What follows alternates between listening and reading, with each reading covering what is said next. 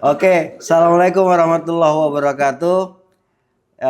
Data kita kembali lagi di Pondasi ya, Pak Podcast Negeri Demokrasi.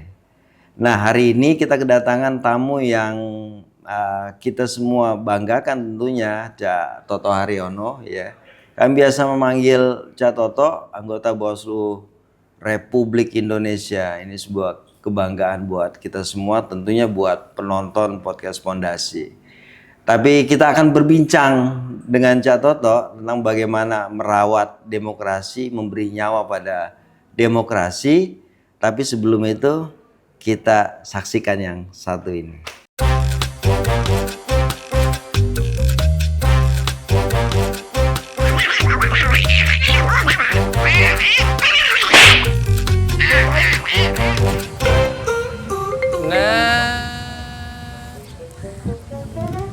Cie-cie enak nih. Faisal. Sendiri aja, Sal? Berdua. Lah, sama siapa? Sudah kelihatan sendirian. Masih nanya. Siapa?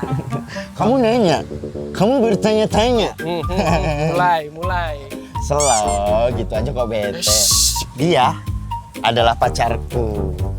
Sombong amat. Jule. Bukan Jule yang itu kan? Sembarangan. Kan kirain. Dasar jomblo, nggak bisa lihat orang seneng.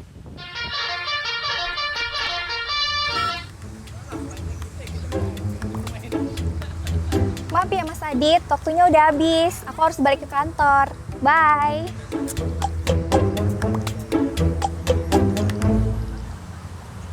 Lah, Ya, waktu sewaannya habis. Dit. Pacar sewaan ternyata. Iya. Hehehe. Kamu tahu nggak? Itu tuh sama kayak money politik kalau di pemilu. Kok bisa? Ya, sama-sama memberikan nikmat sesaat. Setelah itu ruginya banyak dan lama. Bener sih, Sal. Kadang kita cuma memikirkan nikmat sesaat. Padahal nanti yang paling rugi kan kita sendiri. Nah, gitu dong. Jangan mudah tergoda. Bangga aku sama kamu, Dit. Waduh, Kenapa? Lupa cebok? bukan. Jadi apa? Aku lupa nyimpan nomor cewek tadi, Sal.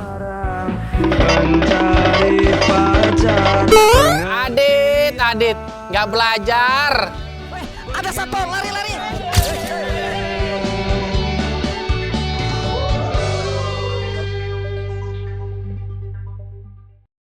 Oke, kita kembali lagi ke Pondasi. Nah, kita sudah sama Pak Toto, tapi saya lebih akrab manggilnya Cak Toto. Manggil Cak ini menurutku sebagai simbol apa sih? Mungkin kedekatan enggak juga sih, tapi lebih ke perasaan bahwa kita ini bisa setara ketika memanggil Cak. Rasanya begitu kalau saya. Cak, sampean ini bergelut di dunia pemilu, sebagai pengawas pemilu, sebagai penyelenggara juga pernah, kemudian sekarang ini di Bawaslu Republik Indonesia.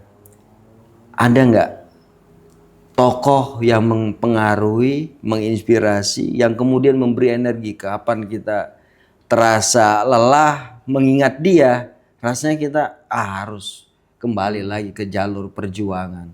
3 tokoh, siapa dia? 3 tokoh ya, tidak secara berurutan ya. Iya.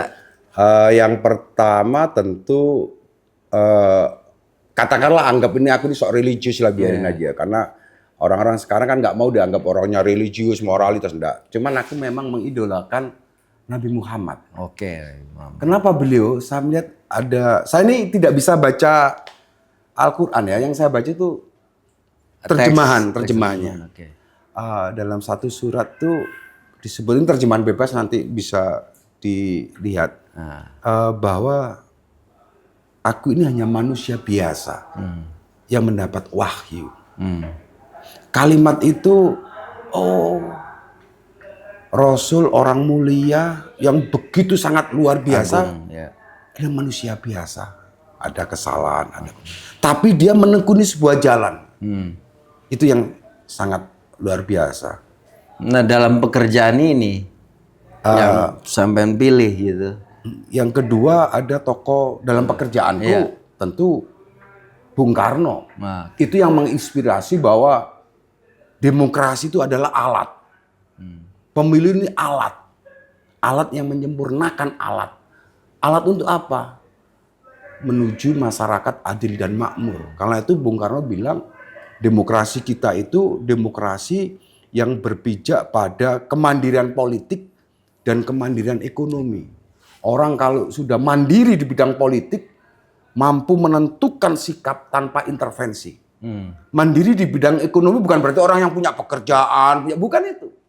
Tapi dia tidak tergantung. oke. Itu mandiri di bidang Ekonomi. ekonomi sehingga dia bisa menentukan sikapnya. Lalu yang ketiga tokoh yang selain Ali Syariati juga Musashi, sebuah cerita Oke, novel. mobilisasi. Musashi itu tentang bagaimana dia menekuni jalan samurai. Itu yang membuat ya kalau kita menekuni jalan ideologi itu ya kamu berdarah-darah, kamu sepi.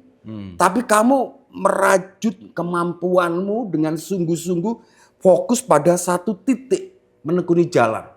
Jalan samurai, jalan pengabdian. Itu yang kira-kira banyak menginspirasi saya untuk bangkit. Orang tentu punya Iya. lemah, lelah. Iya, Tapi begitu kita ngomong, oh kita ini punya tanggung jawab ya. Tidaklah sebagian kamu menyampaikan. Nah, sampaikanlah. Nah, penyampaian kita ini hanya menyampaikan. Demokrasi sama. Demokrasi modalnya cuma mulut dan literasi. Buku bacaan untuk kita mengisi isi kepala kita, lalu bergerak menyampaikan tentang demokrasi. Saya teringat ini, Ja. Ada yang Ahmad Wahid pernah menulis, banyak yang mencintai Soekarno, banyak yang mencintai Hatta, tapi dia tidak pernah lebih baik dari Soekarno maupun Hatta karena dia cuma menjadi budak pikiran Soekarno dan budak pikiran Hatta. Nah, dalam posisi Catoto terhadap tokoh-tokoh ini, Catoto di mana ini? Kita itu adalah alat. Oke. Saya selalu bahwa manusia itu alat. Alat apa? Alat dari penciptanya. Untuk apa? Mengayu-ngayuni Bagio apa? Bawono. Mempercantik dunia. Nah, kita itu bagian dari alat Tuhan untuk mempercantik dunia. Tentu kalau kita ngomong mempercantik itu dengan segala atributasinya. Sehingga apa? Keberadaan kita itu bermanfaat untuk orang lain dan diri kita. Karena jangan pernah kamu menganiaya dirimu dan orang lain. Itu sudah menjalani itu enak diomong, tapi kalau kita jalani, wah sakit semua Pak itu loh. Tapi ya itu maksudnya mengatasi beratnya hati menjalani sesuatu yang mungkin bukan pilihan banyak orang gitu. Tokoh ini posisinya mempengaruhi pilihan itu. Bagaimana tidak? Rasul Muhammad itu kan tokoh yang sangat dahsyat Pak. Dengan segala, dalam tanda petik mohon maaf, Tekanan yang dihadapi pada saat dengan segala kemewahannya, dia memilih jalan kesetaraan. Memilih jalan yang paling rendah dari umatnya itu apa? Dia bisa tidur di atas pelepah daun kurma. Dia bisa tidur karena masih ada rakyat yang masih tidur di pelepah. Seorang Musashi, untuk dia supaya bagaimana cara menyabetkan samurainya, dia belajar terus sampai orang berperang. Itu tidak harus dengan fisik, tapi dengan cara menghitung pikirannya. Dia sudah bisa, oh saya bisa mengalahkan dia. Oh saya tidak bisa bertarung dengan pikirannya. Mengalahkan lawan tanpa harus menggunakan samurai. Bahkan dia melihat bekas sabetan bunga. Itu sudah, oh ini tingkat kependekarannya nih dasar dan saya tidak bisa mengalahkan. Hanya dengan melihat hasil irisan dari tangkai bunga itu. Itulah demokrasi. Bung Karno, negara yang marahin siapa? Belum pernah teruji. Karena begitu beliau go to hell with your head, ya terhadap dia dibunuh dia. Karena apa? Dia tidak mau mengeksplorasi sumber daya alamnya. Sehingga marhaenisme itu adalah ideologi. Saya selalu mengibaratkan ideologi itu seperti kita berjalan menuju cahaya di dalam lorong yang sangat gelap. Wah, itu ada lagunya, itu lagunya Aerosmith ya. Tapi saya lupa teksnya.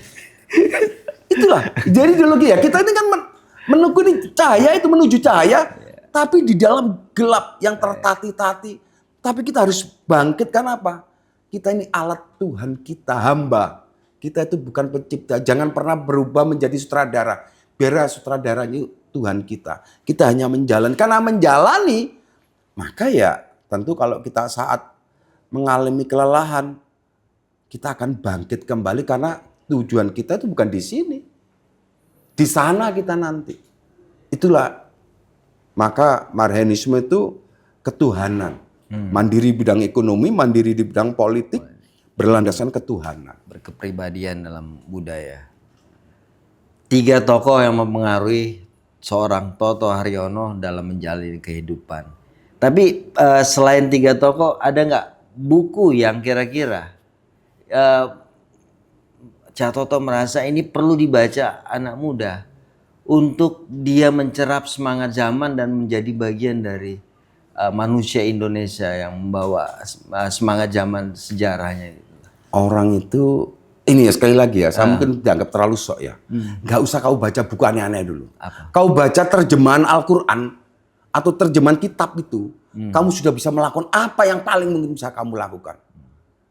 Yang kedua mungkin ya bukunya Ali Sariati, tanggung jawab intelektual itu. Tugas cendekiawan Rosan Fikar Muslim. itu.